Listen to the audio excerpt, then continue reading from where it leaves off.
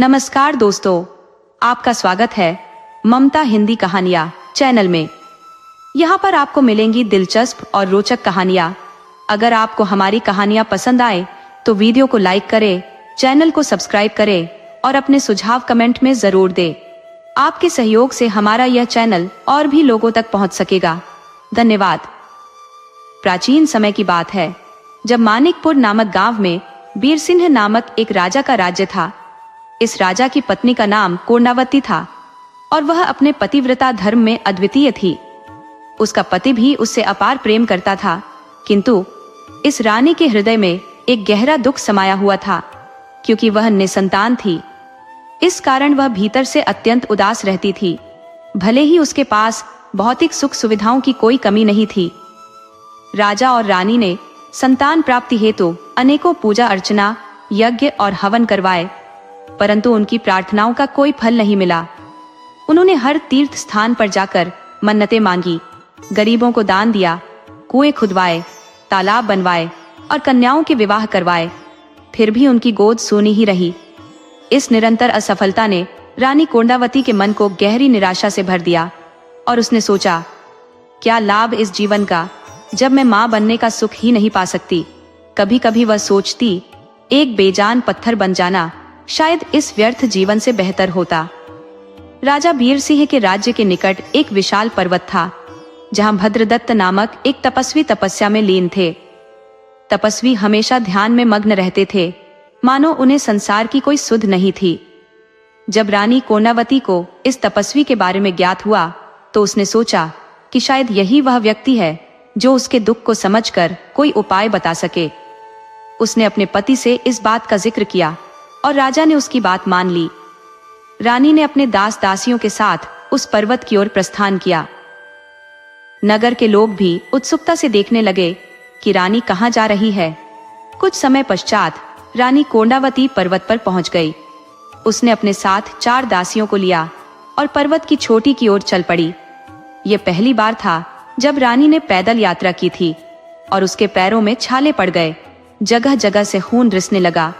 परंतु मां बनने की तीव्र इच्छा ने उसके सभी दुखों को नगण्य कर दिया था और किसी तरह वह तपस्वी के स्थान तक पहुंच गई।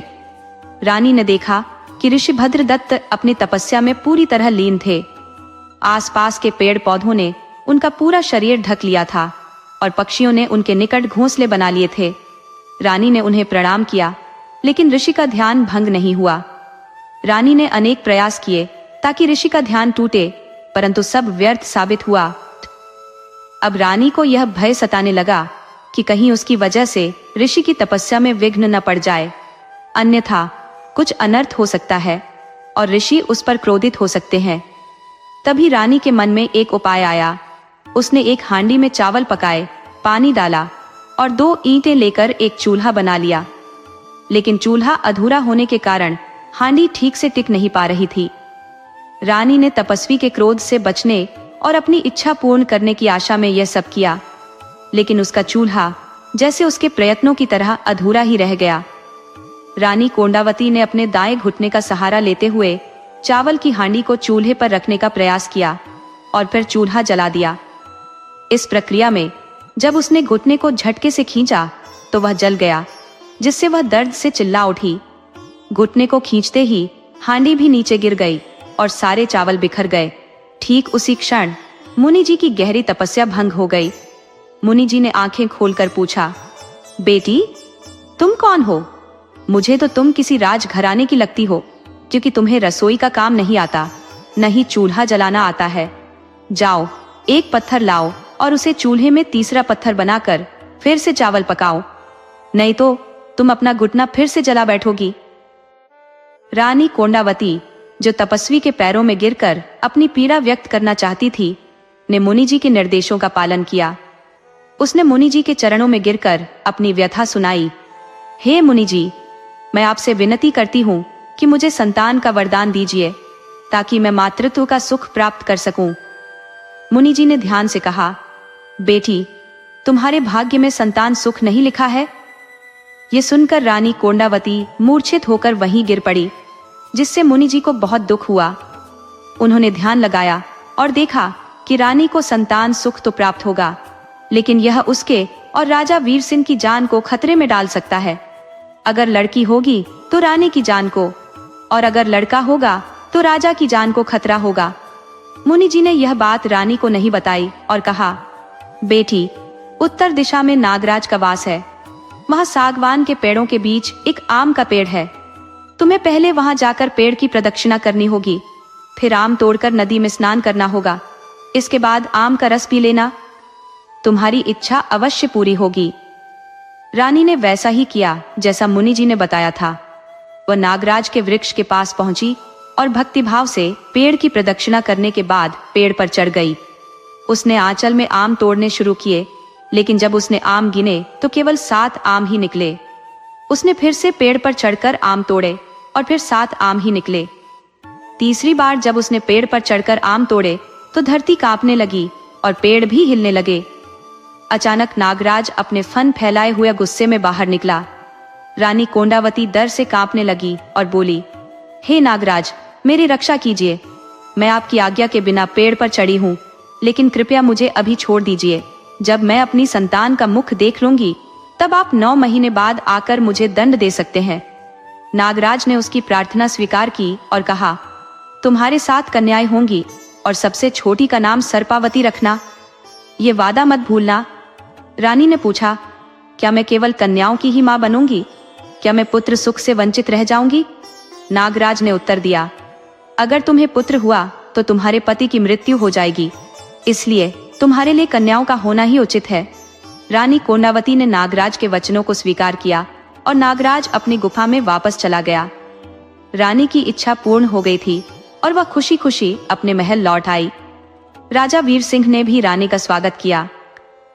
अगले दिन रानी ने 7 आमों का रस निचोड़ कर पिया और कुछ समय बाद उसे गर्भ ठहर गया। 9 महीने बाद रानी कोंडावती ने एक साथ 7 कन्याओं को जन्म दिया। राजा वीर सिंह ने पूरे राज्य में धूमधाम से खुशियां मनाई। जगह जगह वस्त्र, मिठाई और दान बांटे गए। जब रानी कोंडावती की बेटियां 3 महीने की हुई तो राजा ने उनके नामकरण का आयोजन रखा। पूजा पाठ के बाद राज पुरोहित जी ने बेटियों के नाम रखे। सबसे बड़ी का नाम रखा गया गुणवती, दूसरी का रूपवती, तीसरी का भाग्यवती, चौथी का मायावती, 5वीं का सुखवती, छठी का बुद्धवती और 7वीं का नाम रखा गया भगवती। रानी कोंडावती अपनी सारी परेशानियां भूलकर अपनी सुंदर सुंदर बेटियों के चेहरों को देखकर खुश होती रही। एक दिन रानी ने राजपुरोहित जी से पूछा, पंचमी कब है?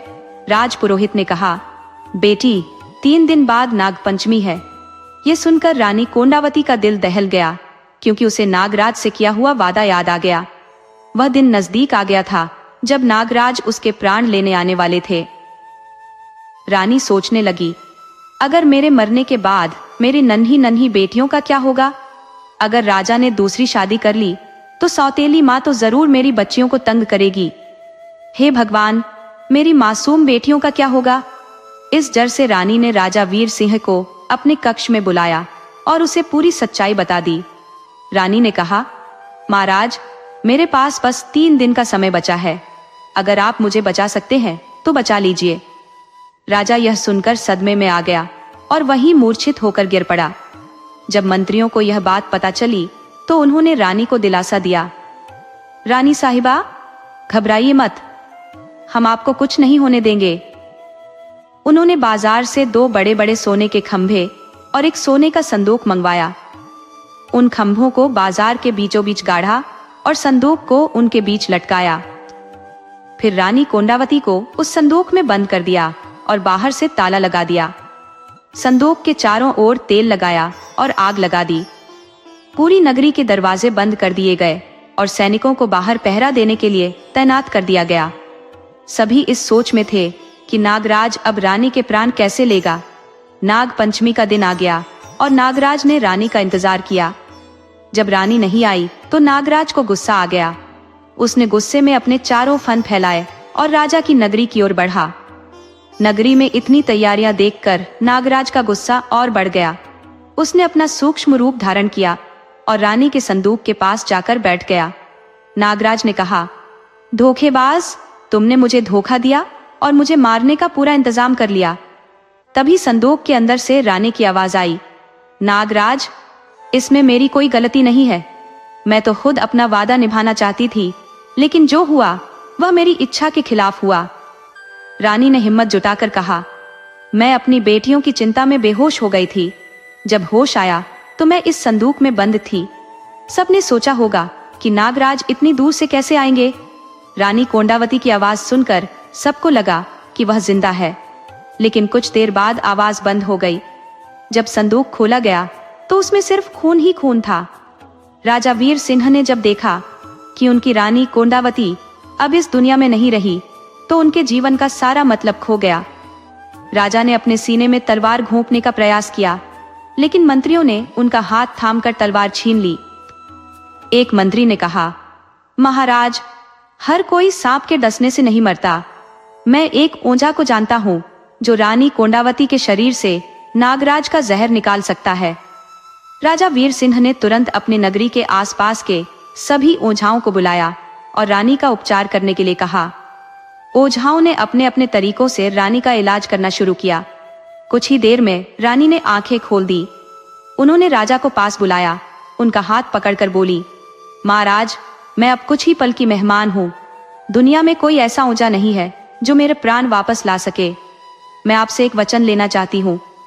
जब तक हमारी बेटियों का विवाह न हो जाए और वे अपनी ससुराल न चली जाएं, तब तक आप दूसरी शादी नहीं करेंगे।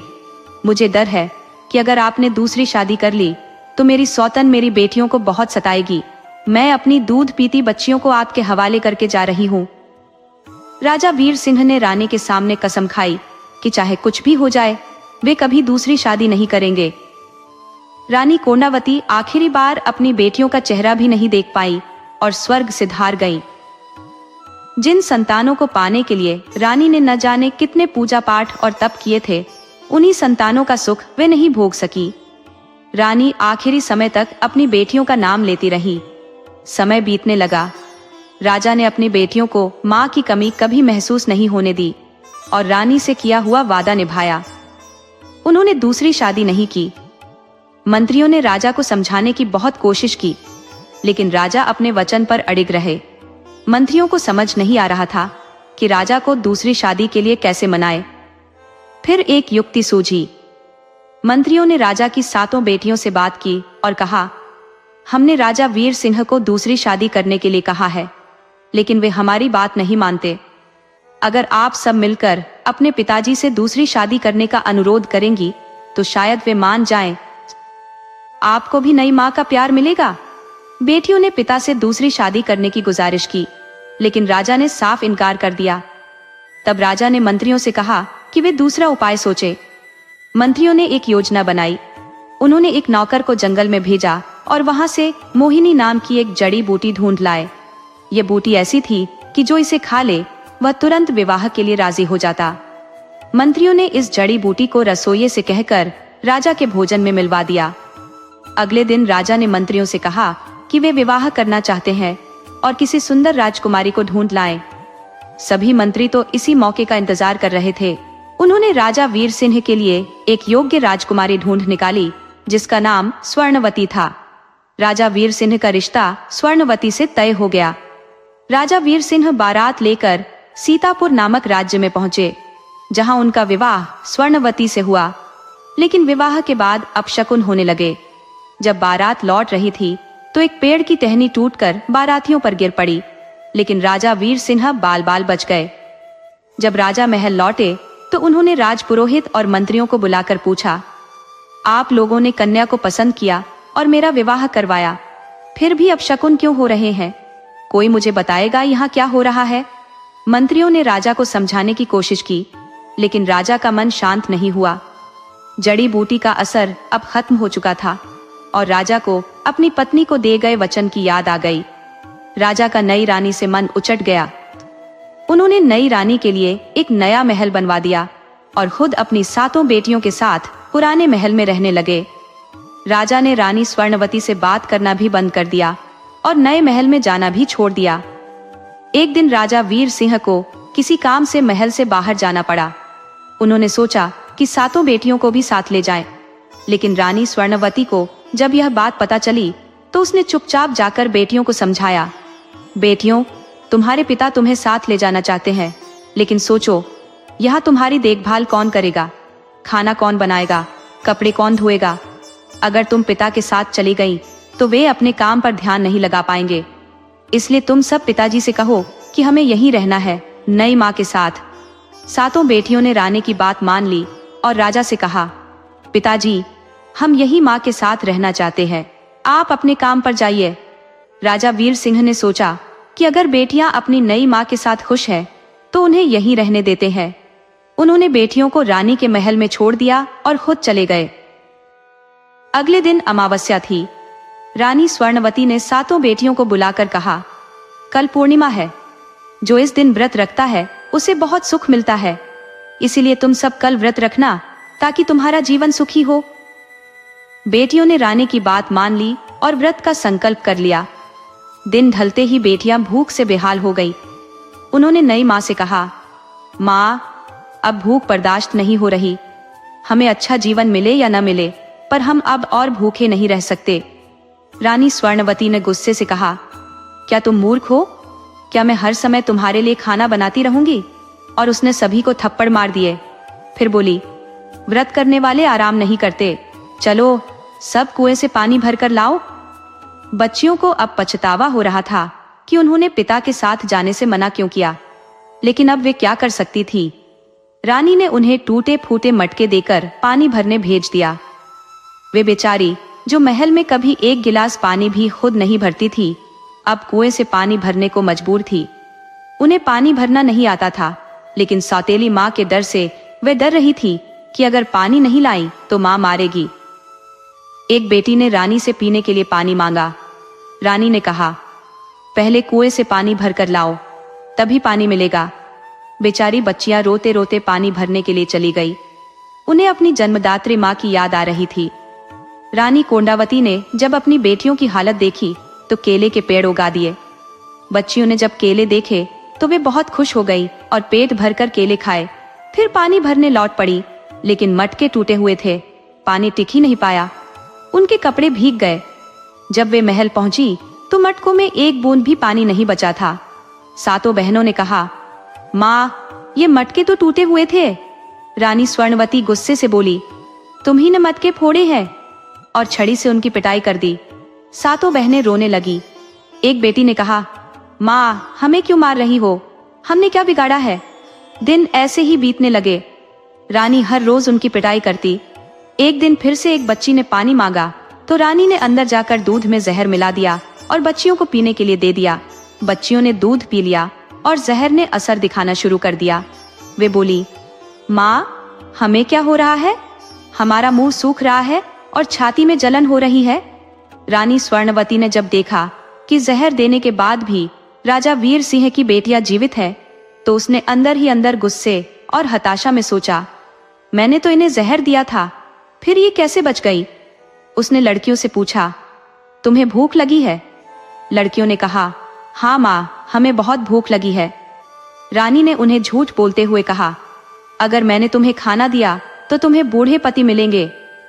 लड़कियों ने हताश होकर कहा, माँ, हमसे अब भूख बर्दाश्त नहीं हो रही। रानी ने मन ही मन कुछ सोचकर कहा, ठीक है, तुम सब नहा धो लो, फिर मैं तुम्हें खाना परोसूंगी। लड़कियों ने कहा, माँ, हमें अंधेरे में बहुत डर लगता है। रानी ने जवाब दिया, अंधेरा ही तो है, अंधेरा तुम्हें खा नहीं जाएगा। चलो, मैं तुम्हारे साथ चलती हूँ। रानी स्वर्णवती उन्हें एक टूटे फूटे और उजाड़ मंदिर में ले गई और बोली, यह पूजा करो, तुम्हें अच्छे वर मिलेंगे। जब लड़कियां मंदिर के अंदर चली गई तो रानी ने बाहर से ताला लगा दिया। बेचारी लड़कियां पूरे 9 दिन भूख प्यास से तड़पती रही। उधर जब रानी कोंडावती की आत्मा ने महसूस किया कि उसकी बेटियां संकट में है, तो उसने उनकी मदद करने का तरीका खोजा। रानी ने मंदिर के अंदर मधुमक्खियों के कई छत्ते बनवा दिए, जिनसे शहद टपक टपक कर लड़कियों के मुंह में जाने लगा। इससे उनकी भूख मिट गई और उनमें जान लौट आई। राजा वीर सिंह, जो अपने पड़ाव में चैन की नींद सो रहा था, अचानक किसी अदृश्य शक्ति द्वारा हिलाया गया। उसने सुना, उठो राजा, उठो, तुम्हारी बेटियां भूख से तड़प रही है और तुम यहाँ आराम से सो रहे हो। राजा तुरंत उठा और अपनी बेटियों की चिंता में मिठाई खिलाने आदि लेकर अपने नगर की ओर रवाना हुआ। जब वह महल के पास पहुंचा और देखा कि उसकी बेटियां स्वागत के लिए नहीं आई, तो उसे चिंता होने लगी। वह सीधा रानी स्वर्णवती के पास गया और पूछा, मेरी बेटियां कहाँ है? रानी ने झूठ बोलते हुए कहा, आपकी पहली पत्नी रानी कोंडावती उन्हें अपने साथ ले गई है। राजा को रानी की बातों पर विश्वास नहीं हुआ और उसने अपनी बेटियों को ढूंढने के लिए सिपाहियों को नगर में भेज दिया, लेकिन सिपाही कहीं भी राजकुमारियों का पता नहीं लगा सके। अब राजा खुद अपनी बेटियों की तलाश में निकल पड़ा और जंगल की ओर चला गया। जंगल के रास्ते पर उसे पैरों के निशान दिखाई दिए। राजा वीर सिंह ने जब जंगल में पैरों के निशान देखे तो 7 छोटे छोटे निशान और एक बड़ा निशान दिखाई दिया। उसे लगा कि यह बड़ा निशान रानी कोंडावती का ही हो सकता है। राजा को विश्वास हो गया कि रानी कोंडावती अपनी बेटियों को लेकर गई है। वह निशानों का पीछा करते हुए एक टूटे फूटे मंदिर तक पहुंचा। मंदिर के बाहर ताला लगा देखकर राजा को शक हुआ कि उसकी बेटियां यहीं बंद हो सकती हैं। राजा ने तुरंत ताला तोड़ने का आदेश दिया। जब राजा ने अंदर जाकर देखा तो उसकी 7 बेटियां अधमरी हालत में पड़ी हुई थी। राजा ने तुरंत अपनी बेटियों को महल में ले जाने का आदेश दिया। महल पहुंचकर उसने बेटियों से पूछा, तुम लोग यहाँ जंगल के इस मंदिर में कैसे पहुंची? बेटियों ने रोते हुए रानी सोनावती के सारे काले कारनामों की कहानी सुना दी। राजा वीर सिंह को गुस्सा आया और उसने रानी सोनावती से सभी रिश्ते नाते तोड़ लिए, लेकिन रानी ने गिड़गिड़ाते हुए माफी मांगी और वादा किया कि आगे से वह ऐसा कुछ नहीं करेगी। राजा ने उसे माफ कर दिया और रानी अपने महल में रहने लगी। समय बीतता गया, लेकिन रानी सोनावती के मन में बदले की आग अभी भी धधक रही थी। एक दिन जब राजा स्नान कर रहा था तो रानी ने एक दासी को जंगल से सम्मोहित करने वाली जड़ी बूटी लाने का आदेश दिया। उस जड़ी बूटी को राजा के खाने में मिला दिया गया। खाना खाते ही राजा सोनावती के प्रति सम्मोहित हो गया। जब बेटियां सो रही थी, राजा सोनावती के प्यार में डूबा हुआ उसके महल के द्वार पर जा पहुंचा। रानी ने अंदर से कहा, महाराज, आप यहाँ क्यों आए हैं? आपको तो अपनी बेटियों से बहुत प्यार है, आप वापस लौट जाइए। राजा ने कहा, मैं तुम्हारे बिना नहीं रह सकता। रानी ने कठोर शब्दों में कहा, अगर तुम मुझसे मिलना चाहते हो तो पहले अपनी बेटियों को मार कर आओ, तभी मैं तुम्हें अपने महल में प्रवेश दूंगी। राजा ने कहा, कोई पिता अपनी बेटियों को क्यों मारेगा? रानी ने कहा, अगर मारना नहीं चाहते तो उन्हें जंगल में छोड़ दो। रानी के जादू में फंसे राजा ने अपनी बेटियों को आधी रात में उठाया और कहा, उठो बेटियों, मैं तुम्हें तुम्हारे ननिहाल छोड़ने ले जा रहा हूँ, हमें अभी चलना है। बेटियों ने आश्चर्य से पूछा, पिताजी, हमें तो पता ही नहीं था कि हमारा कोई ननिहाल भी है। राजा ने बहाना बनाते हुए कहा, बस कुछ मनमुटाव की वजह से हमारी बोलचाल बंद हो गई थी, लेकिन अब मैं चाहता हूँ कि तुम सब उनसे मिलो। लड़कियां उठकर तैयार हो गई। रानी सोनावती ने राजा के लिए एक पोटली में रोटियां बनवाई जिनमें जहर मिला हुआ था, और राजा की बेटियों के लिए भी दूसरी पोटली में रोटियां तैयार करवाई।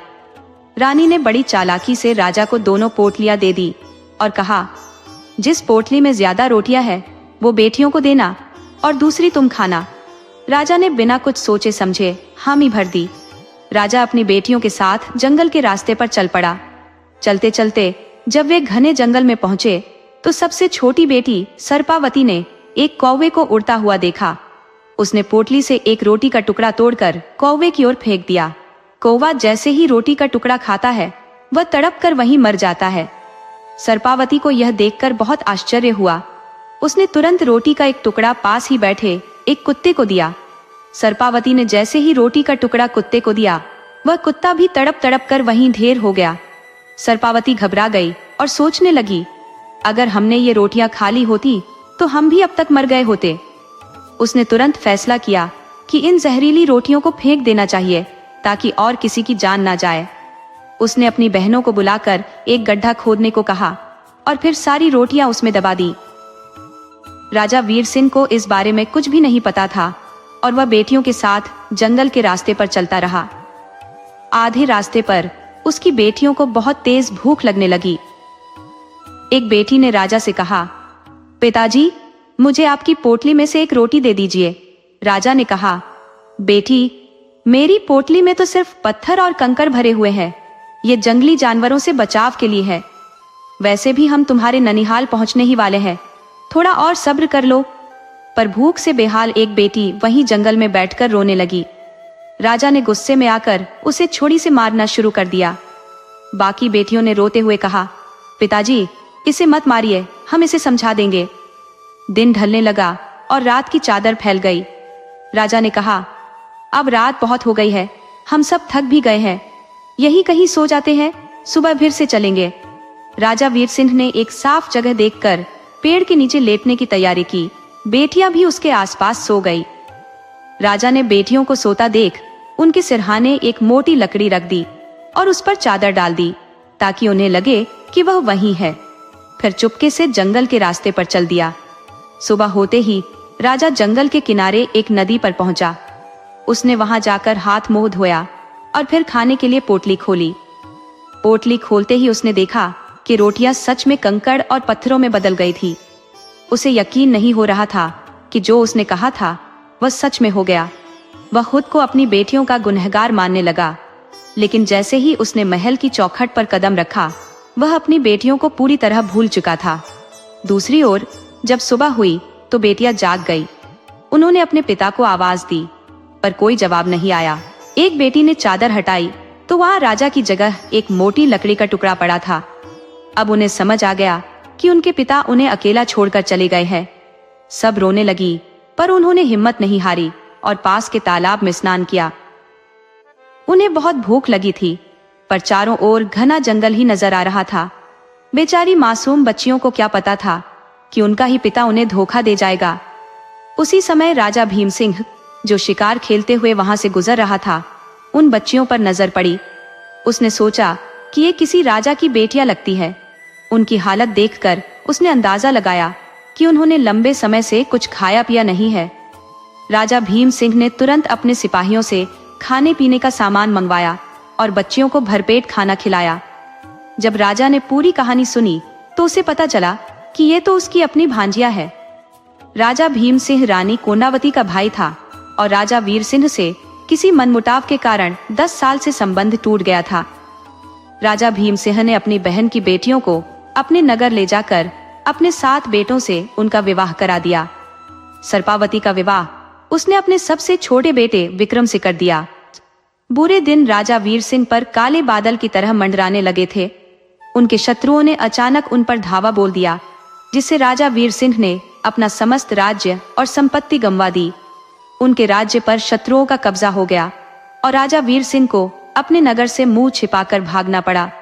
रानी स्वयं अवंती के साथ राजा ने कई राज्यों में सहायता की गुहार लगाई, लेकिन किसी ने भी उनकी मदद नहीं की। एक दिन राजा वीर सिंह ने रानी सोनावती से कहा, अब हमें कुछ समय तक कहीं छिप कर रहना होगा और हमें मेहनत मजदूरी करनी होगी ताकि हम अपने गुजर बसर कर सके। इसके बाद राजा और रानी दोनों जंगल में चले गए और वहां सूखी लकड़ियां इकट्ठा करने लगे। राजा ने रानी से कहा, तुम यहीं ठहरो, मैं लकड़ियां बेचकर आता हूँ। राजा लकड़ियां लेकर बाजार की ओर चल पड़ा और अपनी आवाज लगाई, लकड़ियां ले लो। जब राजा की आवाज उसकी बेटियों ने सुनी तो उन्होंने उसे पहचान लिया और अपने पिता को अंदर बुलाकर सारा हाल पूछा। राजा ने पूरी बात बता दी। बेटियों को अपने पिता पर दया आ गई और उन्होंने राजा को अच्छे से खाना खिलाया। उधर रानी सोनावती राजा का इंतजार कर रही थी, लेकिन राजा वीर सिंह लौट कर नहीं आए। रानी ने सोचा, जब किसी के पास 2 पैसे आ जाते हैं तो वह सब कुछ भूल जाता है। ये सोचकर रानी आगे बढ़ने लगी। तभी सामने एक बड़ा पहाड़ खड़ा दिखा। राजा वीर सिंह की तबीयत भी गिरने लगी थी और वे 24 घंटे बिस्तर पर लेटे रहते थे। बेटियों ने बहुत उपचार किया, लेकिन उनकी सेहत में कोई सुधार नहीं हुआ। कुछ ही दिनों में राजा वीर सिंह की हालत और बिगड़ गई और अंततः उन्होंने दुनिया को अलविदा कह दिया। बेटियों ने बहुत धूमधाम से उनके अंतिम संस्कार का आयोजन किया। इस घटना के बाद धीरे धीरे 3 साल बीत गए। राजा वीर सिंह की बेटियां अब सुखमय जीवन जी रही थी। अभी तक सरस्वती की बड़ी बहनों को संतान सुख नहीं मिला था, लेकिन सरस्वती गर्भवती हो गई। ये सुनकर सब बहुत खुश हुए। सभी ने मिलकर खुशी मनाई और गरीबों को दान दिया। इसी बीच राजा भीम सिंह के बड़े बेटे को किसी काम से धर्मपुर जाना पड़ा। सभी भाई जाने के लिए अपने अपने हथियारों के साथ तैयार हो गए। जब वे जाने लगे तो उन्होंने महल के दरबान सुखीराम से कहा, हमारे जाने के बाद अगर कोई भिखारी या फकीर आए तो उसे बाहर से ही भीख दे देना। अगर कोई परदेशी या अनजान व्यक्ति आए तो उसे भी बाहर से ही भेज देना। किसी को अंदर मत आने देना। अगर कोई गलती से भी अंदर आ गया तो समझ लेना कि तुम्हारी खैर नहीं है। राजकुमार विक्रम ने सरस्वती को बुलाकर कहा, रानी, हमने बाहर 7 लकीरें खींच दी हैं। जब तक हम वापस नहीं आते तुम महल से बाहर कदम नहीं रखोगी। इसके बाद 7 भाई धर्मपुर के लिए रवाना हो गए। रामनगर से 11 कोस दूर एक टीला था जहां एक जादूगर रहता था। उसके पास एक बड़ा किला था जिसमें 7 चांदी और 14 सोने की मीनारें थी। उस किले के बीच में एक 4 मीनार की मस्जिद बनी हुई थी। जादूगर उस मस्जिद में अपनी किताबें उलटता पलटता रहता था। वह तंत्र मंत्र में निपुण था, इसलिए उसके पास भूत प्रेत की आत्माएं मौजूद रहती थी। जब चाहे वह उन्हें बुला सकता था। वह जादूगर हमेशा फकीर के वेश में रहता था, इसलिए लोग उसे भूतिया फकीर कहते थे। आज भी जब उसने चुटकी बजाई तो बल्ली नाम का प्रेत मशाल जला दिया और एक नई भूत ने उसकी दाढ़ी बनाई। खली नाम के भूत ने खाना पकाया और एक अन्य भूत दूध ले आया। जमरूत ने पानी भर दिया और एक और भूत फकीर के हाथ पांव दबाने लगा। एक बूढ़ा भूत आकर उसे कहानी सुनाने लगा। इतने में एक परिंदा उड़ता हुआ फकीर के सामने वाले पेड़ पर आकर बैठ गया। फकीर ने अपनी बूढ़ी साथी फुल्ली बाई को बुलाया और कहा, देख फुल्ली बाई, ये पंछियों का जोड़ा कितना प्यारा लगता है। बता, कौन है जो मेरे पास आकर मेरे शौक पूरे करेगा। अब फुल्ली बाई बुजुर्ग हो चुकी थी और फकीर के दिल में ये ख्याल आ रहा था कि कहीं से एक सुंदर सी औरत मिले। इसके लिए उसने एक काली बिल्ली को मारकर उसकी आंखों में अंजन लगाया और चारों ओर नजर दौड़ाई, लेकिन कोई सुंदर औरत उसे नजर नहीं आई। फिर उसकी नजर भीमसिंह के महल में रानी सरवती पर पड़ी। फकीर ने तुरंत तय किया कि वह उस औरत को चुरा कर ले आएगा। रानी सरवती बहुत ही खूबसूरत थी और फकीर ने पक्का इरादा कर लिया कि उसे हर हाल में रानी सरवती को अपने पास लाना है। फुल्ली बाई के साथ फकीर अपने महल में चला गया। फुल्ली बाई ने फकीर के सामने गेहूं की रोटियां और मूंग की दाल रख दी। पहले तो फकीर ने 3 मटके मदिरा के खाली किए, फिर सारे का सारा खाना चट कर गया। खाना खाने के बाद उसने 2 किलो अफीम भी खा ली, लेकिन उसे नशा नहीं हुआ। फिर उसने अपनी बड़ी सी चिलम में 2 मन गांजा भरकर पिया और तब जाकर उसे नशा हुआ। नशे में डूबते ही उसे रानी सरवती का चेहरा याद आ गया। अब उसके दिल में सरवती को चुराने का इरादा और मजबूत हो गया। फकीर ने अपने जादू से कपड़े बदलकर पहले साधु का भेष बनाया, फिर बनिए का, लेकिन कोई भेष उसे ठीक नहीं लगा। आखिर में उसने एक संत का भेष धर लिया, हाथ में चांदी का कमंडल और सोने का चिमटा पकड़ लिया और चल पड़ा रानी सरवती के महल की ओर। जादू के बल से पलक झपकते ही वह सरवती के महल के सामने खड़ा हो गया, लेकिन वहां के पहरेदार सुखीराम ने उसे अंदर नहीं जाने दिया। सुखीराम ने कहा, अगर भिक्षा चाहिए तो मैं दे सकता हूँ, पर अंदर नहीं जाने दूंगा। फकीर ने बहुत कोशिश की, लेकिन सुखीराम टस से मस नहीं हुआ।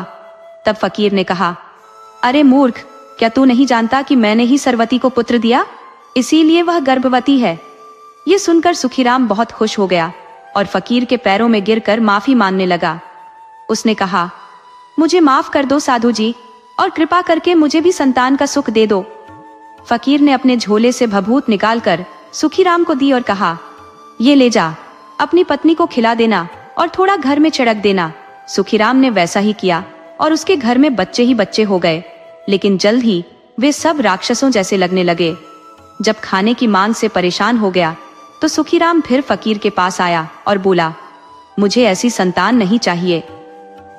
फकीर ने उसे फिर से भभूत दी और कहा, अब इसे छिड़क देना, अब जितने बच्चे चाहिए उतने ही होंगे। सुखीराम ने वैसा ही किया और उसके घर में केवल 7 बच्चे रह गए। सुखीराम और उसकी पत्नी ने राहत की सांस ली। फिर फकीर ने देखा कि सरवती की बहनें पानी भरने जा रही हैं, लेकिन सरवती उनके साथ नहीं थी।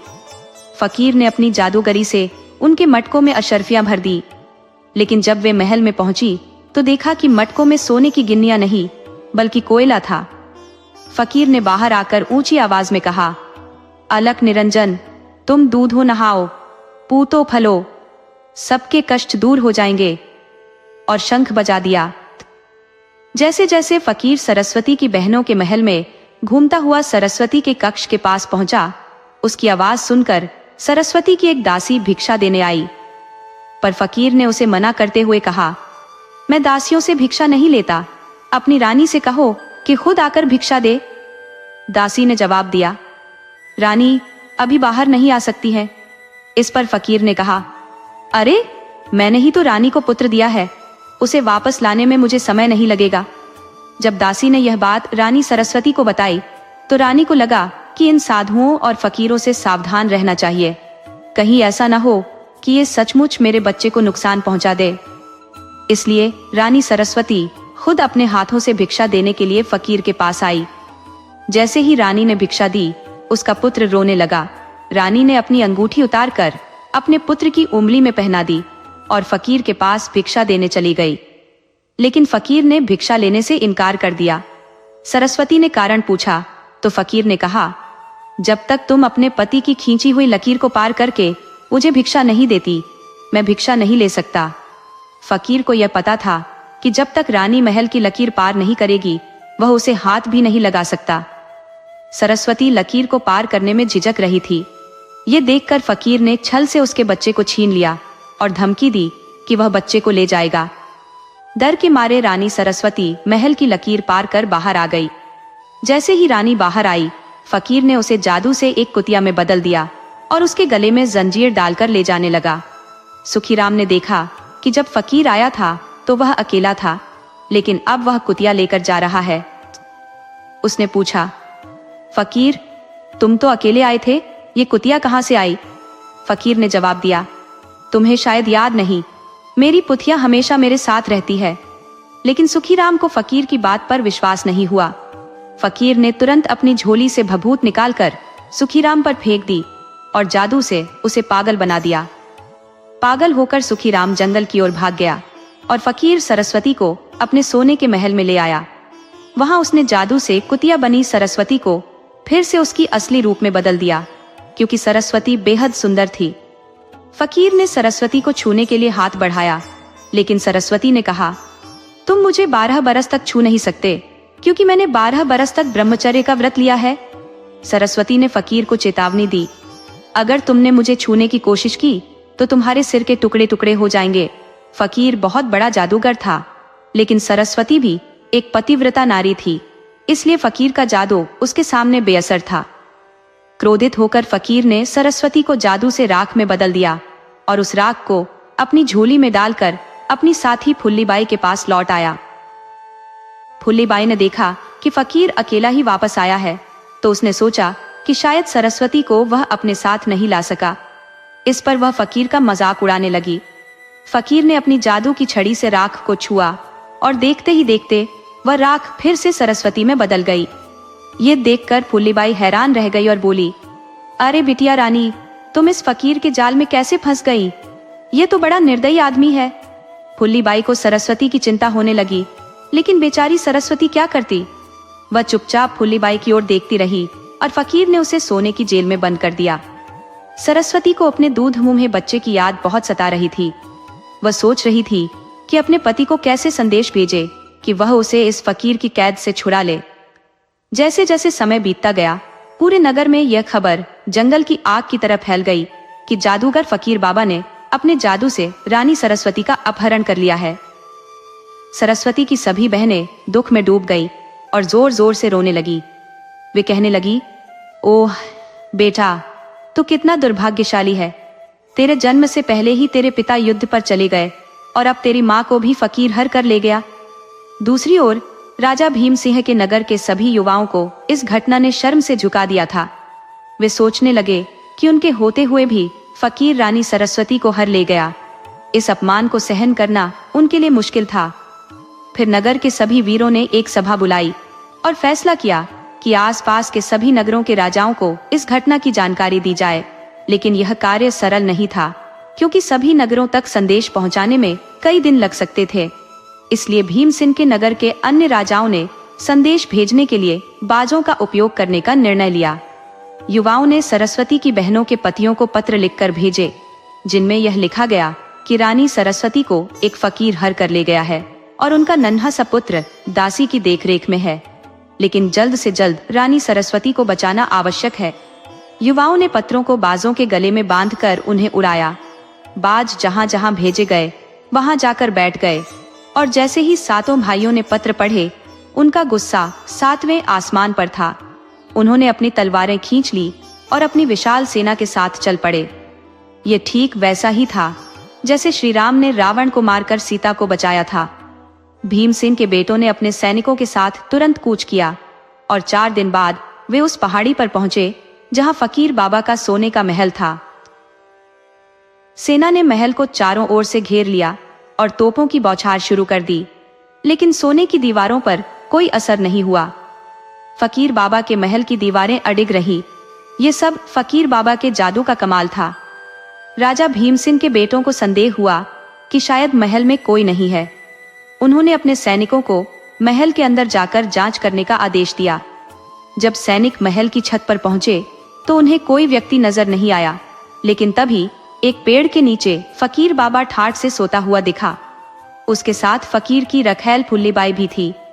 जब सैनिकों ने फकीर के महल की छत पर चढ़ाई की तो फुल्लीबाई ने फकीर को जगाने की कोशिश की, लेकिन वह गहरी नींद में था। फुल्लीबाई ने एक गर्म सरिया लेकर फकीर के शरीर पर दाग दिया, लेकिन फिर भी वह नहीं जागा। अंततः फुल्लीबाई जोर से चिल्लाई, तब जाकर फकीर ने अपनी आंखें खोली। फकीर ने जब देखा कि शत्रु उसके महल तक पहुंच चुके हैं, तो उसने जल्दी से सरस्वती को उठाया और महल के पास बनी मस्जिद की छत पर चढ़ गया। सरस्वती अपने पति और देवरों को देखकर रोने लगी। फकीर ने यह देखकर कहा, तू क्यों रो रही है? अब देख मेरा कमाल क्या है। फकीर ने अपनी जादू की छड़ी पर मंत्र पढ़कर उसे शत्रुओं की ओर फेंक दिया। छड़ी ने 300 से 400 लोगों को मार गिराया और तुरंत फकीर के पास वापस लौट आई। फिर फकीर ने कहा, अब हम यहां से चलते हैं। उसने एक मोटा डंडा उठाया और या अल्लाह कहते हुए अपने शत्रुओं पर टूट पड़ा। शत्रुओं ने कितनी ही बार फकीर को मारकर जलाया, उसकी राख को पानी में बहा दिया, लेकिन वह फिर से जिंदा हो जाता। अंत में फकीर ने अपने झोले से राख निकालकर राजा भीमसेन के बेटों पर छिड़क दी, जिससे उनकी सेना कुछ काले पत्थरों और कुछ हाथियों में बदल गई।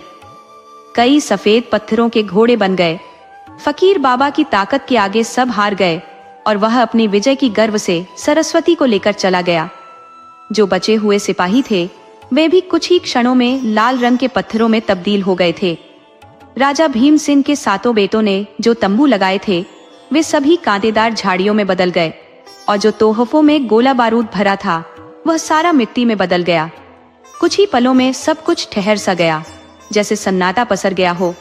इसके बाद फकीर बाबा लौटकर सरस्वती के पास आया और बोला, देखा सरस्वती, मैंने कितनी बहादुरी से सभी को खत्म कर दिया। जब फकीर ने सरस्वती का हाथ पकड़ने की कोशिश की तो सरस्वती ने उसे चेतावनी दी, खबरदार फकीर बाबा, अगर तुमने मुझे छूने की जुर्रत की तो तेरे सिर के टुकड़े टुकड़े कर दूंगी। उधर जब यह खबर राजा भीमसेन के नगर में पहुंची कि उनकी 20,000 की सेना पूरी की पूरी पत्थर बन गई है और एक भी सैनिक जीवित नहीं बचा, तो पूरा नगर उदासी में डूब गया। भीमसेन की सारी बहुएं गश खाकर गिर पड़ी। उन्होंने जहर खाकर अपने प्राण त्यागने का मन बना लिया, लेकिन रानी सरस्वती के बच्चे का ख्याल आया तो वे रुक गईं। उन्होंने सोचा, अगर हम मर जाएंगे तो इस बच्चे का क्या होगा। इसलिए उन्होंने प्राण त्यागने का इरादा छोड़ दिया और बच्चे के पालन पोषण का जिम्मा लिया। रानी सरस्वती के बेटे का नाम गोपीचंद्र रखा गया। गोपीचंद्र धीरे धीरे 5 साल का हो गया और उसे शिक्षा दी जाने लगी। उसने जल्द ही 12 खड़ी सीख ली और फिर सभी ग्रंथों का अध्ययन कर लिया। इसके बाद उसने अस्त्र शस्त्र की विद्या सीखना शुरू किया, जिसके लिए कुशल गुरुओं को नियुक्त किया गया। कुछ ही समय में गोपीचंद्र कुश्ती, तीरंदाजी और तलवारबाजी में निपुण हो गया। नगर वासियों को गोपीचंद्र से बड़ी उम्मीदें थी। नगर के बड़े बुजुर्ग कहते, ये बच्चा एक दिन अपने बाप दादा का नाम रोशन करेगा। एक दिन गोपीचंद्र खेल रहे थे कि नगर के पुजारी जी की बहू पानी भरकर लौट रही थी। गोपीचंद्र को शरारत सूझी और उसने तीर चलाकर बहू के मटके को तोड़ दिया। तीर मटके को तोड़ते हुए बहू के पैर में जा लगा, जिससे खून बहने लगा। गुस्से में आकर बहू बोली, अरे कलमुहे, तेरी माँ फकीर बाबा की कैद में बैठी रो रही होगी और तुझे गांव की बहू बेटियों को तंग करने में मजा आता है। अगर इतनी वीरता है तो जाकर उस फकीर से लड़। गोपीचंद्र ने बहू की बात सुनी और हैरान रह गया। ये सब उसके लिए नई बात थी। उसने पुजारी की बहू से पूरी सच्चाई जानने की जिद की। पुजारी की बहू ने सब कुछ बता दिया कि कैसे फकीर बाबा ने उसकी माँ को हर लिया, कैसे उसके पिता और पूरी सेना को पत्थर में बदल दिया। गोपीचंद्र ने माफी मांगी और कहा, मुझसे अनजाने में बड़ी गलती हो गई, मुझे माफ कर दो। मुझे इन बातों का बिल्कुल भी पता नहीं था। अब जब मुझे पूरी सच्चाई पता है तो कृपया मुझे आशीर्वाद दो ताकि मैं अपने पिता का अधूरा काम पूरा कर सकूं। पुजारी की बहू ने उसे आशीर्वाद दिया और कहा, जीते रहो पुत्र, तुम्हारी वीरता तुम्हारी माँ को इंसाफ दिलाएगी, हमें खुशी होगी। इसके बाद गोपीचंद्र महल में लौट आया और बिस्तर पर लेट गया।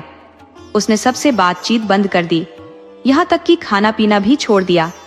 गोपीचंद्र की माताएं उसके पास आकर पूछने लगी, पुत्र, तुम्हें क्या हो गया है? तुमने खाना पीना क्यों छोड़ दिया? हमने क्या गलती की? गोपीचंद्र ने कहा, पहले ये बताओ मेरे माता पिता कहाँ है?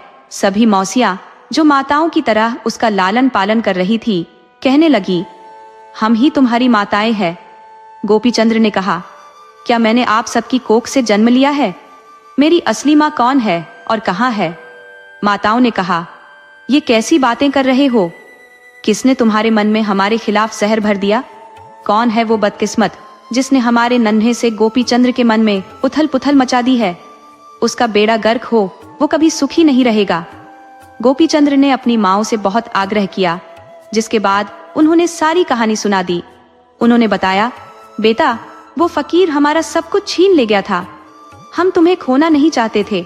हमने सब कुछ भुलाकर तुम्हें लाड प्यार से पाला है। गोपीचंद्र ने कहा, लेकिन मुझे अपनी माँ को छुड़ाने जाना है। आप सभी माताएं मुझे आशीर्वाद दे ताकि मैं अपने काम में सफल होकर लौट सकूं। इस पर उनकी माँ ने कहा, बेटा, तुम उस फकीर का सामना कैसे करोगे? वह अकेला ही 20,000 की सेना को हरा चुका है। अगर तुम फिर भी जाना चाहते हो तो पहले हमें जहर दे जाओ, फिर जहां चाहो जाओ। गोपीचंद्र बोला, माँ, आप चिंता क्यों करती हैं? मुझे कुछ नहीं होगा। मैं जाने से पहले 3 पौधे लगाऊंगा। आप लोग हर दिन उन्हें 3 बार पानी देना। जब तक ये पौधे हरे रहेंगे समझ लीजिए मैं जिंदा हूँ। अगर ये सूखने लगे तो समझ जाना कि मेरी आयु पूरी हो गई।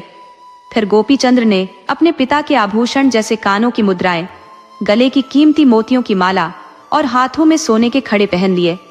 कलेवा करके माँ के चरण स्पर्श कर आशीर्वाद लिया और निकल पड़ा। गोपीचंद्र अपने नगर को पार करते हुए जंगलों से गुजरता गया। कई दिन चलते रहने के बाद भी कोई गांव या नगर नजर नहीं आया। चलते चलते जब अंधेरा हो गया तो उसने एक पेड़ के नीचे डेरा डाल लिया। खाना खाकर विश्राम किया। सुबह उसकी आंख खुली तो उसने देखा कि उसके सामने 12 सिर वाला नाग देवता खड़ा है। गोपीचंद्र ने तुरंत तलवार निकाल ली, ये सोचते हुए कि नागराज उसे डसने आया है। लेकिन नागराज ने कहा, रुको गोपीचंद, तुम्हारी माँ का जन्म मेरे दिए गए प्रसाद से हुआ था। इस नाते तुम मेरे पोते हो। मैं तुम्हें आशीर्वाद देने आया हूँ। मुझे विश्वास है कि तुम अपनी माँ का उद्धार करोगे। उस फकीर का अंत तुम्हारे हाथों ही लिखा है। जाओ, उस फकीर का वध करके अपनी माँ को छुड़ाओ। लेकिन ध्यान रखना, तुम्हारे रास्ते में कई संकट आएंगे। जंगल के अंत में एक राक्षसी है जो रूप बदल सकती है। उसके जाल में मत फंसना। मैं तुम्हें चेतावनी देने आया हूँ।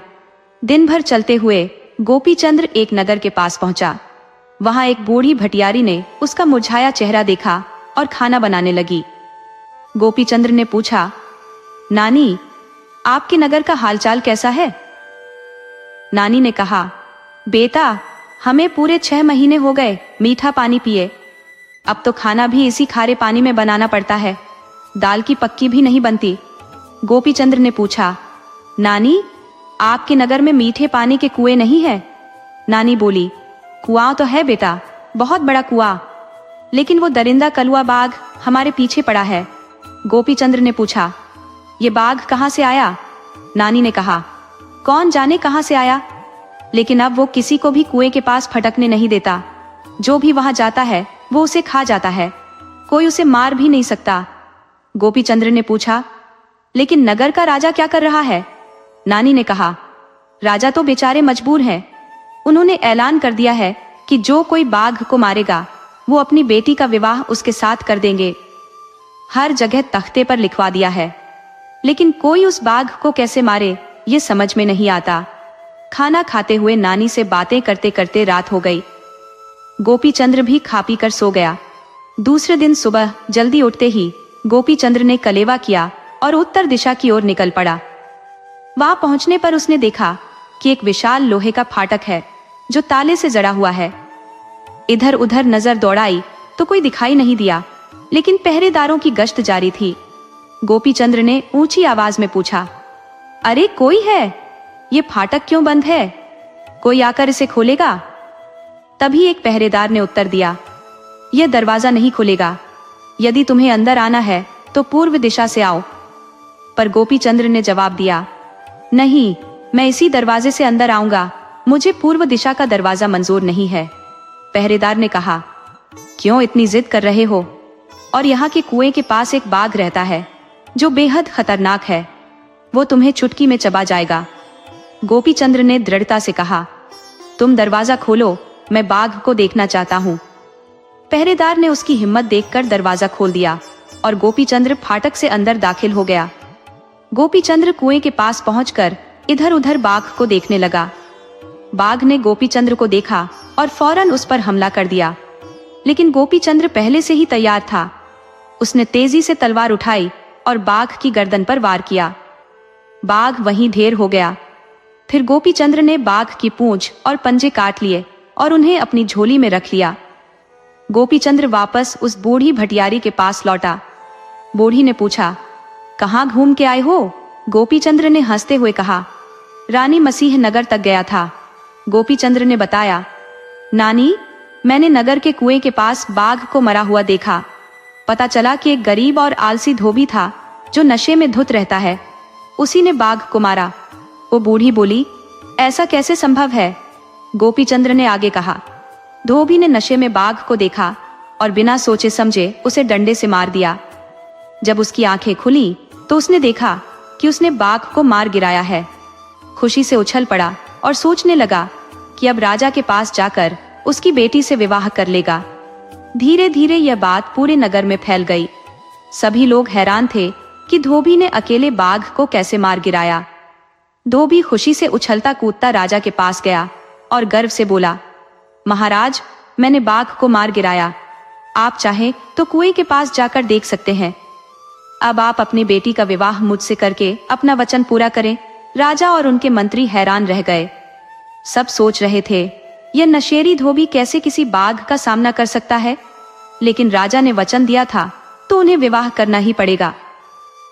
सैनिकों ने जाकर कुएं के पास देखा और सच में बाघ मरा पड़ा था। राजा ने घोषणा की कि धोबी ने बाघ को मार गिराया है और राजकुमारी रूपवती का विवाह धोबी के साथ तय कर दिया गया। राजा को अपना वचन निभाना था तो उन्होंने अपनी बेटी का विवाह धोबी के साथ करने का निर्णय लिया। सभी लोग दुखी थे, लेकिन चमनलाल धोबी खुशी से फूला नहीं समा रहा था। उसके घर में उत्सव की तैयारी चल रही थी। इसी बीच बूढ़ी भटियारी के मन में शक हुआ कि अकेले धोबी यह काम नहीं कर सकता। उसने गोपीचंद्र की तलाशी ली और उसके झोले में बाघ के पंजे और पूंछ देखी। उसकी तलवार भी खून से सनी हुई थी। बूढ़ी का शक यकीन में बदल गया। वह बाघ के पंजे और पूंछ लेकर राजा के पास गई और उन्हें पूरी बात बताई। राजा को जब सच्चाई का पता चला तो उन्होंने धोबी चमनलाल को कैदखाने में डाल दिया और गोपीचंद्र को पूरे मान सम्मान के साथ राजमहल ले आए। इसके बाद उन्होंने अपनी बेटी रूपवती का विवाह गोपीचंद्र के साथ धूमधाम से संपन्न करवाया। गोपीचंद्र ने विवाह की तैयारियां होते देख विनम्रता पूर्वक कहा, मुझे क्षमा करें, लेकिन मैं अपनी माँ को फकीर बाबा की कैद से आजाद करवाए बिना विवाह नहीं कर सकता। मैं अपनी माता को वापस लेकर आऊंगा, तभी मैं आपकी बेटी से विवाह करूंगा और फिर रूपवती को अपने साथ ले जाऊंगा। राजा ने गोपीचंद्र की बात मान ली और उनके साथ भोजन देव नाम के एक ब्राह्मण को भेज दिया। गोपीचंद्र और ब्राह्मण ने पहाड़ी गंगानगर की ओर यात्रा शुरू की, जो सिंहगढ़ से लगभग 20 कोस दूर था। चलते चलते गोपीचंद्र को प्यास लगी तो वे एक कुएं के पास रुके, लेकिन कुएं का पानी बहुत गहराई में था और पानी निकालने के लिए उनके पास कुछ भी नहीं था। ऐसे में गोपीचंद्र ने अपने औजार जमीन पर रख दिए और अपनी पगड़ी का एक सिरा पेड़ से बांधकर कुएं में उतरे। बाहर खड़े ब्राह्मण ने गोपीचंद्र के औजार और गहने देखकर लालच में आकर उनके साथ विश्वासघात कर दिया। ब्राह्मण ने पेड़ से बंधी पगड़ी का सिरा तलवार से काट दिया, जिससे गोपीचंद्र कुएं में जा गिरे। कुएं में जमी हरियाली के कारण गोपीचंद्र बाहर नहीं आ पा रहे थे, लेकिन उन्होंने हार नहीं मानी। भोजन देव गोपीचंद्र के गहने और रुपए लेकर मौज मस्ती करने लगे, लेकिन जब उनके पास पैसे खत्म हो गए तो वे एक मंदिर के बाहर भीख मांगने लगे। उधर गोपीचंद्र कई दिनों से उसी कुएं में फंसे हुए थे। भूख और प्यास के कारण वे बेहद कमजोर हो गए थे, लेकिन अपनी कोशिशें जारी रखी। एक दिन जब एक राजा शिकार खेलने आया तो उसे भी प्यास लगी और वह कुएं के पास पहुंचा। राजा ने कुएं में गोपीचंद्र को देखा और तुरंत रस्सी डालकर उन्हें बाहर निकाला। गोपीचंद्र ने उस राजा को भोजन देव की धोखाधड़ी के बारे में बताया। पूरी कहानी सुनकर राजा को गोपीचंद्र पर बहुत तरस आया और उन्होंने उसे अपनी बेटी से विवाह करने का प्रस्ताव दिया। लेकिन गोपीचंद्र ने कहा, महाराज, मैंने अपनी माँ को फकीर बाबा की कैद से आजाद कराने का संकल्प लिया है। जब तक मैं उन्हें नहीं छुड़ा लेता मैं कोई सुख नहीं भोग सकता। राजा गोपीचंद्र की इस भलमनसाहत और कर्तव्य परायणता से बहुत प्रभावित हुए। उन्होंने सोचा कि यह युवक वास्तव में बहुत अच्छा है और उन्होंने गोपीचंद्र को अपने साथ नगर के मंदिर में दर्शन के लिए ले जाने का निर्णय लिया।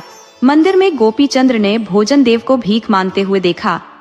गोपीचंद्र ने सब कुछ जानते हुए भी भोजन देव को राम राम कहा और राजा से उसके लिए धन और दौलत की व्यवस्था करवाई।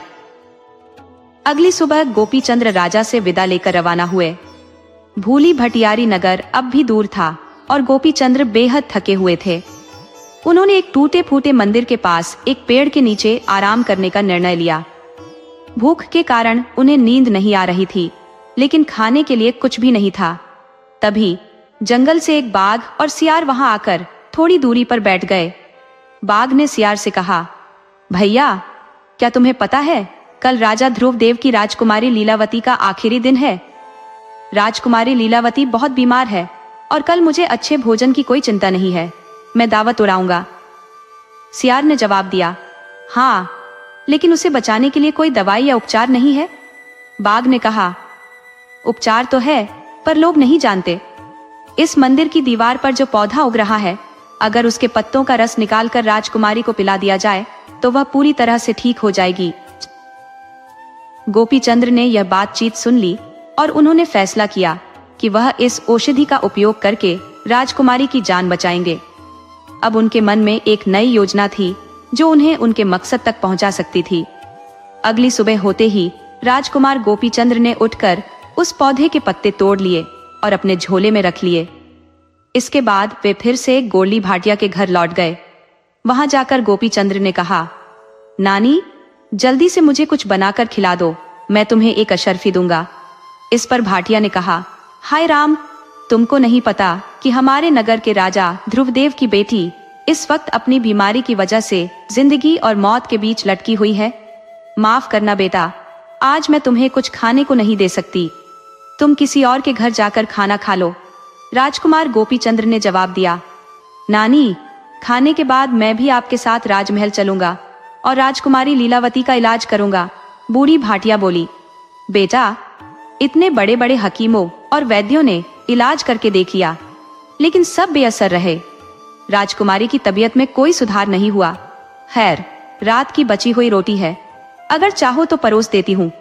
भोजन करने के पश्चात गोपीचंद्र ने कहा, नानी, मैं आपके साथ राजमहल चलूंगा। बूढ़ी भाटिया मान गई और गोपीचंद्र उनके साथ राजमहल पहुंचे। वहां उन्होंने देखा कि राजकुमारी लीलावती को जमीन पर लेटा रखा गया था, क्योंकि उसकी नब्ज तक नहीं मिल रही थी। राजकुमार गोपीचंद्र ने राजा से विनती की, एक बार मुझे राजकुमारी को देखने दीजिए। राजा ने निराश आंखों से गोपीचंद्र की ओर देखा, पर अपनी बेटी की खातिर चुप रहे। गोपीचंद्र राजा की मनोदशा समझ गए और उन्होंने राजकुमारी का घाव देखा। इसके बाद उन्होंने सीखे गए मंत्र अनुसार पत्तों का रस निकालकर राजकुमारी के घाव पर लगाया। इस औषधि के चमत्कार से राजकुमारी की नब्ज चलने लगी। गोपीचंद्र ने कहा, अब कोई खतरा नहीं है। दूसरे दिन भी उन्होंने उसी तरह पत्तों का रस निकालकर घाव पर लगाया। तीसरे दिन जब पट्टी खोली गई तो घाव पूरी तरह से भर चुका था। राजमहल के लोग हैरान रह गए, क्योंकि राजकुमारी लीलावती अब पूरी तरह स्वस्थ थी। नगर के राजा ने कहा, तुम कोई साधारण इंसान नहीं हो, बल्कि फरिश्ता हो। मेरी बेटी जो मौत के कगार पर थी, अब तुम्हारी बदौलत स्वस्थ है। राजमहल में यह बात आग की तरह फैल गई और लोगों का तांता लग गया। हर कोई गोपीचंद्र के दर्शन करने आया। राजा ने अपनी बेटी को रथ पर बिठाकर पूरे नगर में घुमाया। उनकी खुशी का ठिकाना नहीं था। एक दिन राजकुमार गोपीचंद्र ने राजा से विदा लेकर लौटने की इच्छा प्रकट की। इस पर राजा बोले, तुमने मेरी बेटी की जान बचाई है। मैं चाहता हूं कि तुम मेरे दामाद बन जाओ। राजकुमार गोपीचंद्र ने कहा, महाराज, मैंने अपनी माता को फकीर बाबा की कैद से मुक्त कराने की प्रतिज्ञा ली है। जब तक मैं उन्हें छुड़ाकर नहीं लाता, तब तक मैं किसी से भी विवाह नहीं कर सकता। राजकुमार गोपीचंद्र वहां से रवाना होकर दूसरे नगर जमनापुर पहुंचे। वहां उन्होंने भोजन किया और विश्राम किया। इसके बाद वे फकीर बाबा के महल की ओर चल पड़े। उन्हें सोने का महल दिखने लगा। गोपीचंद्र ने सोचा, क्या मेरी माता फकीर बाबा की बनाई मस्जिद में कैद है? और क्या यहाँ मेरे पिता, चाचा, सैनिक सब पत्थर के बुत बन गए हैं? फकीर के नगर की पहाड़ी की सीमा पर एक पिशाचिनी पहरा दे रही थी। गोपीचंद्र को आते देखकर उसने तुरंत एक सुंदर स्त्री का रूप धारण कर लिया। वह पिशाचिनी गोपीचंद्र के सामने नखरे दिखाते हुए खड़ी हो गई। लेकिन गोपीचंद्र को तुरंत नागदेव के दिए गए उपदेश याद आ गए, जिससे वे उसके जाल में नहीं फंसे। गोपीचंद्र ने अपनी तलवार निकाली और उस पिशाचिनी पर वार करना चाहा, लेकिन पिशाचिनी घबराकर कांपने लगी और कहने लगी, युवराज, मुझे मत मारो, मैं आपके पांव पड़ती हूं। अगर आप मुझे जीवित छोड़ देंगे तो मैं आपकी माता को फकीर बाबा की कैद से मुक्त कराने का सरल तरीका बता दूंगी। गोपीचंद्र ने कहा, जल्दी बता, नहीं तो टुकड़े टुकड़े कर दूंगा। पिशाचिनी ने कहा, फकीर बाबा के महल के पास एक बूढ़ी औरत रहती है, जो फकीर बाबा के लिए रोज फूलों की माला बनाकर ले जाती है। जब तुम उसके घर जाओगे तो वह पूछेगी, पुत्र, तुम कौन हो और कहां से आए हो? तब तुम उससे कहना, मैं सुंदर चंद हूं। मेरे पिता का नाम श्यामचंद था और मेरी माँ का नाम राम प्यारी। मेरे माता पिता दोनों स्वर्ग सिधार चुके हैं। ऐसा कहने पर वह तुम्हें अपनी माता से मिलने का अवसर दे देगी।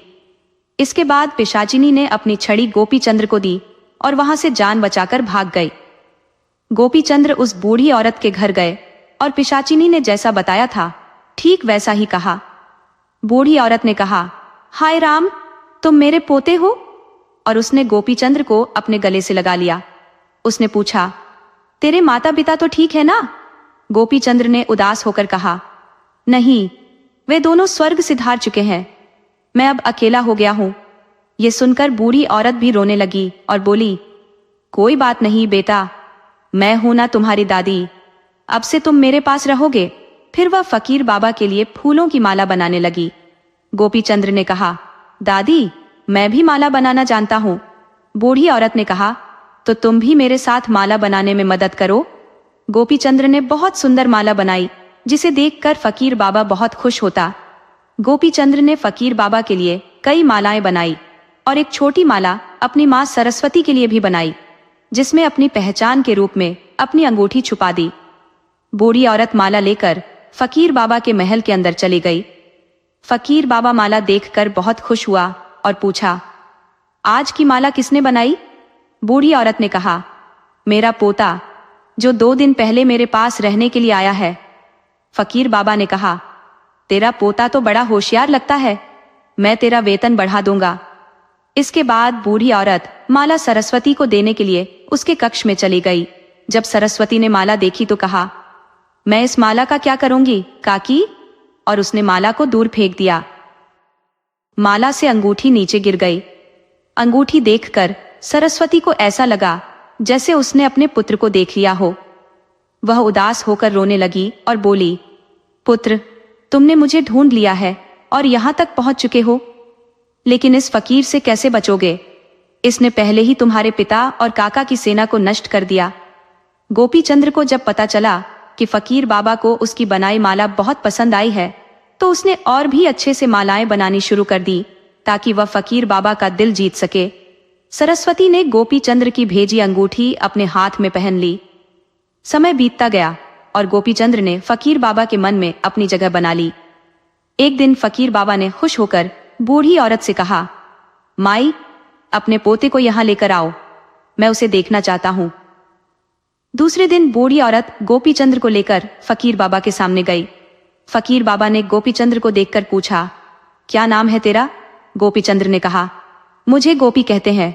फकीर बाबा ने कहा, गोपी, तुम बहुत सुंदर मालाएं बनाते हो, बताओ तुम्हें क्या चाहिए? सोना, चांदी, हीरे जवाहरात, हाथी, घोड़े? गोपीचंद्र ने कहा, फकीर बाबा, मुझे इन चीजों की कोई जरूरत नहीं। हीरे जवाहरात मेरे किस काम आएंगे? अगर आप मुझसे खुश हैं तो मुझे आपकी मस्जिद का दर्शन करना है। तो वो फकीर बोला, नहीं, मैं तुम्हें वहां नहीं ले जा सकता, क्योंकि वहां सरस्वती रहती है और उसने पूरे 12 साल का व्रत लिया है। मैं तुम्हें वहां नहीं ले जा सकता, कुछ और मांग लो। गोपीचंद ने कहा, ठीक है, अगर आप मुझे वहां नहीं ले जा सकते तो मुझे अकेले जाने दीजिए। फकीर बाबा ने कहा, मैंने मस्जिद को पूरी तरह से अपने जादू में बांध दिया है, इसलिए वहां नहीं जा सकता। गोपीचंद अपनी जिद पर अड़ गया और कहा, बाबा, मैंने आपके मस्जिद के बारे में बहुत सुना है। वहां जो मन्नत मांगता है वो जल्दी पूरी होती है, इसीलिए मैं वहां जाना चाहता हूं। फकीर बाबा ने कहा, अच्छा, अगर तुम मस्जिद में मन्नत मांगना चाहते हो तो मैं तुम्हें तरीका बताता हूं। फकीर ने गोपीचंद को मस्जिद के अंदर जाने का तरीका बता दिया। गोपीचंद मस्जिद के अंदर गया। उसने देखा उसकी मां उदासी में बैठी है। धीरे धीरे चलकर गोपीचंद अपनी मां के पास खड़ा हो गया। सरस्वती ने एक बार भी गोपीचंद की तरफ नहीं देखा। वह सोच रही थी कि यहाँ केवल फकीर ही आ सकता है, और उसने कड़क आवाज में कहा, फकीर, वहीं रुक जा, आगे बढ़ने की कोशिश मत करना, नहीं तो तेरे टुकड़े टुकड़े हो जाएंगे। गोपीचंद ने कहा, मां, यह मैं हूं, आपका पुत्र, एक बार सिर उठाकर देख लो, मैं गोपीचंद हूं। सरस्वती ने कहा, मैं तुम पर कैसे विश्वास करूं? यह फकीर बाबा की चाल भी हो सकती है। गोपीचंद ने कहा, मां, मैं आपका बेटा हूं, मैं आपको बचाने के लिए यहां तक पहुंचा हूं। मैंने ही 2 अंगूठी उस बूढ़ी दादी के पास भेजी थी, मुझे विश्वास करो मां। सरस्वती ने गोपीचंद को गले लगा लिया, लेकिन उसे छोड़ने का मन नहीं कर रहा था। वह अपने पुत्र से दूर नहीं होना चाहती थी। गोपीचंद ने कहा, मां, मुझे जाना होगा, वरना फकीर को शक हो जाएगा और मैं जल्द ही लौट कर आऊंगा। सरस्वती ने कहा, बेटा, तुम छोटे हो, अकेले उस बेरहम फकीर का सामना कैसे करोगे जिसने तुम्हारे पिता, चाचा और पूरी सेना को पत्थरों में बदल दिया।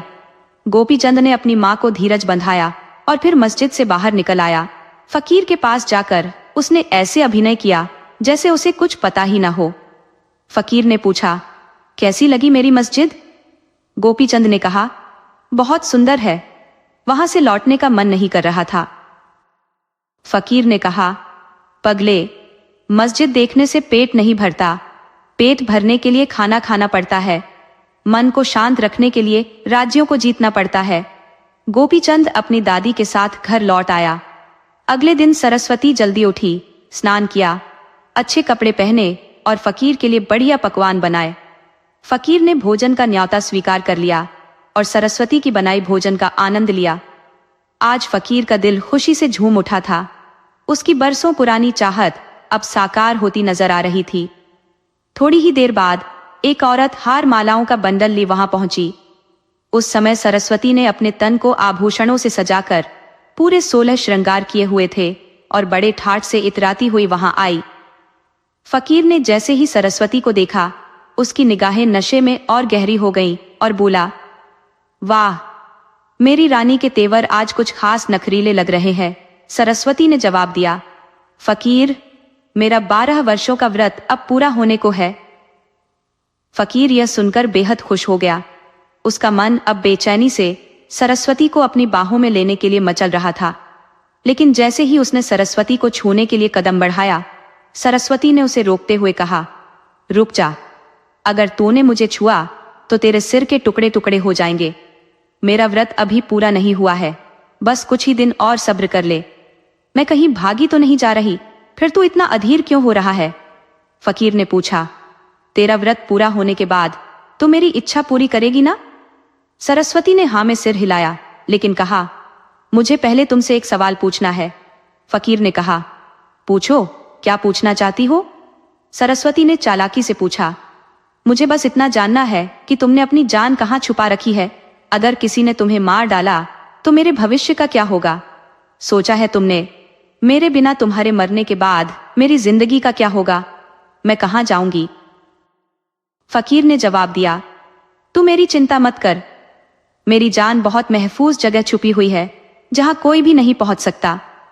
वह रहस्य सिर्फ मैं जानता हूं। लेकिन सरस्वती ने जिद करते हुए कहा, मुझे तब तक यकीन नहीं होगा जब तक मैं अपनी आंखों से न देख लूं। बस एक बार मुझे बताकर मेरी तसल्ली कर दे। फकीर ने थोड़ी सोच विचार के बाद कहा, ठीक है, सुन। 7 समंदर पार एक पत्थरों का देश है। वहां एक किला है जो लोहे का बना है। उस किले के भीतर बहुत से बेल के पेड़ और नीलगिरी के पेड़ है। उन्हीं पेड़ों के बीच में एक काम के पेड़ का तना है और वहां अंगूर की बेलें लटकी हुई है। उसी तने के बीच में एक सोने का पिंजरा है जिसमें एक तोता बंद है। उसी तोते में मेरी जान है। जिस दिन वह तोता मरेगा उसी दिन मेरी मौत होगी। पूरी बात सुनकर सरस्वती के मन में राहत महसूस हुई। लेकिन फकीर ने कहा, अब तो मैंने तुम्हें सब कुछ बता दिया, बस अब तुम मेरी इच्छा पूरी करना। सरस्वती ने इस पूरी कहानी को अपने दिमाग में वसा लिया और सोचा, कैसे मेरा छोटा सा बच्चा फकीर की बताई जगह ढूंढेगा और कैसे वह 7 समंदर पार करेगा। मेरा बच्चा तो अभी बहुत छोटा है, वह कैसे इस फकीर को मारकर मुझे इस कैद से आजाद कराएगा।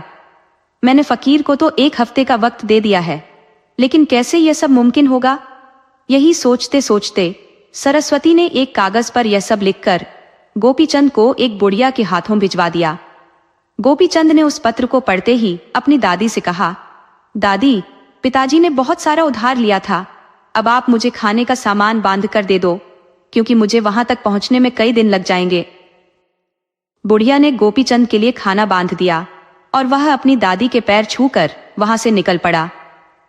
4 दिनों के कठिन सफर के बाद गोपीचंद 7 समंदर पार करने के लिए किनारे पर पहुंचा और एक पेड़ के नीचे बैठकर सोचने लगा, मेरे पास बस 4 दिन बचे हैं, लेकिन अब इस समंदर को कैसे पार कर सकूंगा?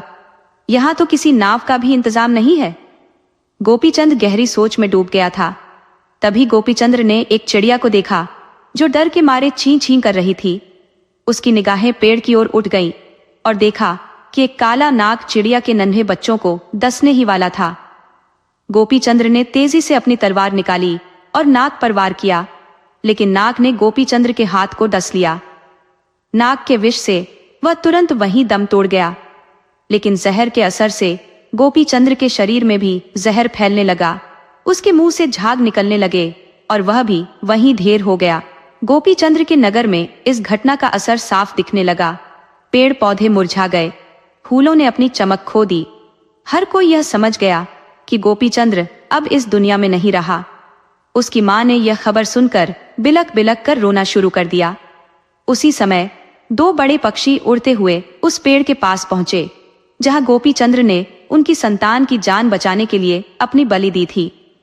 ये वही पक्षी थे जिनके बच्चे हर बार नाग के शिकार हो जाते थे, लेकिन इस बार गोपीचंद्र के कारण वे बच गए थे। उन्होंने देखा कि नाग तो मर चुका है, परंतु गोपीचंद्र भी उसी के साथ संसार से चला गया। पक्षियों ने यह महसूस किया कि गोपीचंद्र ने उनकी संतानों की रक्षा के लिए अपने प्राण त्याग दिए हैं। सुबह होते ही नर पक्षी ऊंचे पर्वतों की ओर उड़ गया और वहां से संजीवनी बूटी लेकर आया। उसने बूटी को गोपीचंद्र की नाक के पास रखा और कुछ ही क्षणों में गोपीचंद्र की चेतना लौट आई और वह फिर से जी उठा। गोपीचंद्र के जीवित होते ही नगर में खुशी की लहर दौड़ गई। उसके महल के आसपास फिर से हरियाली लौट आई। मुरझाए पेड़ पौधे फिर से लहलहा उठे। उसकी माँ की खुशी का ठिकाना न रहा। पूरे नगर में डोंडी पिटवा दी गई कि गोपीचंद्र जीवित हो गया है और लोग खुशियां मनाने लगे। उधर उन पक्षियों ने गोपीचंद्र से पूछा, हे वीर पुरुष, तुमने हमारे बच्चों की जान बचाई है, इसके बदले में तुम क्या चाहते हो? गोपीचंद्र ने कहा, मुझे 7 समंदर पार जाना है। पक्षियों ने कहा, हम तुम्हें वहां तक ले चलेंगे। वे दोनों पक्षी एक पेड़ की डाल को खोखला करके उसमें गोपीचंद्र को बिठाकर उड़ चले। वे उसे 7 समंदर पार उस जंगल में ले गए जिसे फकीर बाबा ने बताया था। गोपीचंद्र जंगल में अपनी माँ का नाम लेकर एक एक पेड़ काटता हुआ आगे बढ़ने लगा।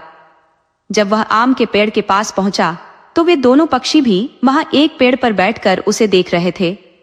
जैसे ही गोपीचंद्र ने पेड़ काटने के लिए तलवार उठाई, एक पक्षी ने उसे रोकते हुए कहा, रुको, क्या तुम जानते हो इस पेड़ में फकीर की जान छिपी है। अगर उसे कुछ हुआ तो वह तुम्हें जिंदा नहीं छोड़ेगा। गोपीचंद्र ने जवाब दिया, मुझे उसी फकीर ने यहाँ भेजा है उसकी जान लेने के लिए। पक्षी ने कहा, लेकिन इस पेड़ पर बहुत जहरीले कीड़े हैं, अगर उन्होंने डस लिया तो कोई नहीं बच सकता। गोपीचंद्र ने कहा, मैं उन कीड़ों को मार दूंगा। पक्षी ने उसे समझाने की कोशिश की, तुम उन कीड़ों से पार नहीं पा सकोगे। हमारी सलाह मानो और अपने नगर लौट जाओ, क्योंकि वे कीड़े बहुत खतरनाक हैं।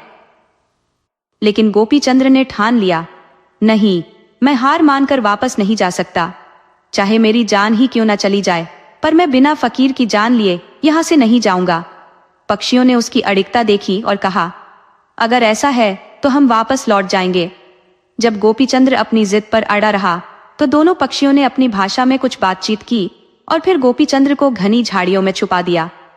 इसके बाद उन्होंने अपने पंख फड़फड़ाए और जादू से आम के पेड़ को गिरा दिया, जिससे पेड़ पर लगे जहरीले कीड़े नीचे गिर गए। नर पक्षी ने चेतावनी देते हुए कहा, जल्दी से फकीर बाबा की जान की सोने की बेटी लाकर गोपीचंद्र के हाथ में दे दो। हमें जल्द से जल्द यहाँ से निकलना होगा, क्योंकि अब तक फकीर बाबा को पता चल चुका होगा कि उसकी जान किसी और की मुट्ठी में आ गई है और वह हमारी तरफ बढ़ रहा होगा। अब न केवल तुम्हारी बल्कि हमारी जान को भी खतरा है। गोपीचंद्र ने फकीर बाबा की जान, जिसे पुराने जमाने में सुग्गा कहा जाता था, सोने के पिंजरे से निकालकर अपने पास रख लिया। फिर उसने सुग्गे के पैरों में मुद्रा पहनाई, जिससे फकीर बाबा के पैर सुन्न हो गए। तुरंत ही फकीर बाबा को पता चल गया कि कोई दुश्मन उसकी जान तक पहुंच गया है। या तो आम के पेड़ पर लगे कीड़े गिर गए हैं, या उसकी जान वाला सुग्गा कहीं झाड़ियों में फंस गया है। पक्षियों ने गोपीचंद्र को उसी तरह 7 समंदर पार वापस लेकर आए, जैसे वे उसे पहले लेकर गए थे। उन्होंने कहा, हम तुम्हें तुम्हारे घर तक छोड़ देंगे।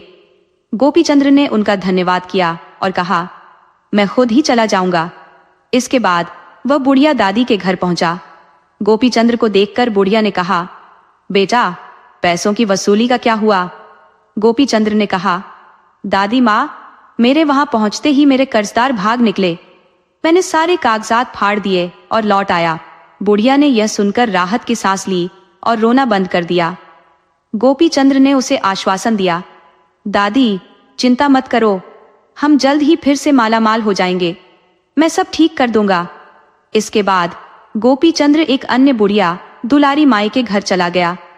वहां दुलारी माई की एक नौकरानी तेल निकाल रही थी। गोपीचंद्र ने पिंजरा हाथ में लिया और बेल के ऊपर जाकर बैठ गया। उसने बेल को लात मारी ताकि वह तेजी से घूमने लगे।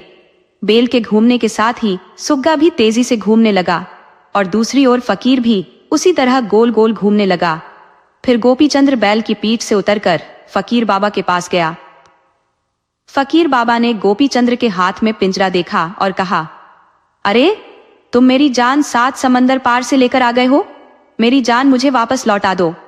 गोपीचंद्र ने कहा, हाँ, मैं तुम्हारी जान लौटा दूंगा, लेकिन पहले यह बता कि सरस्वती तुम्हारी क्या लगती है। फकीर बाबा ने झूठ बोलते हुए कहा, सरस्वती मेरी पत्नी है। गोपीचंद्र ने गुस्से में कहा, झूठ मत बोलो, सरस्वती मेरी मां लगती है। फिर गोपीचंद्र ने कहा, मैंने सुना है कि तुम्हें बहुत तंत्र मंत्र और जादू आते हैं, मुझे भी कुछ सिखाओ। फकीर बाबा ने जवाब दिया, मेरे मंत्र जादू किसी और को नहीं सिखाए जा सकते। गोपीचंद्र ने कहा, तो फिर मरने के लिए तैयार हो जाओ। उसने जैसे ही सुग्गे का गला घोंटना शुरू किया, फकीर बाबा ने तुरंत अपने सारे तंत्र, मंत्र और जादू की विद्या गोपी चंद्र को सिखा दी। फिर फकीर बाबा ने अपनी जादू की छड़ी भी उसे दे दी और सिखाया कि इसका इस्तेमाल कैसे करना है। इसके बाद फकीर बाबा ने गोपी चंद्र के पिता, चाचा और सभी सिपाहियों को वापस इंसान बना दिया, जिन्हें उसने कुछ साल पहले पत्थर में तब्दील कर दिया था। फकीर बाबा ने सरस्वती को भी कैद से आजाद कर दिया। गोपी चंद्र ने सरस्वती को फूलों के रथ में बिठाया और फकीर और उसकी रखैल होली भाई को उसे खींचने के लिए कहा। गोपी चंद्र के आदेश के आगे फकीर और होली भाई के पास कोई और विकल्प नहीं था। अंततः गोपी चंद ने उस बुढ़िया को भी अपने रथ पर बैठा लिया। फिर वह अपने माता पिता को पूरी आदर सम्मान के साथ लेकर चल पड़ा।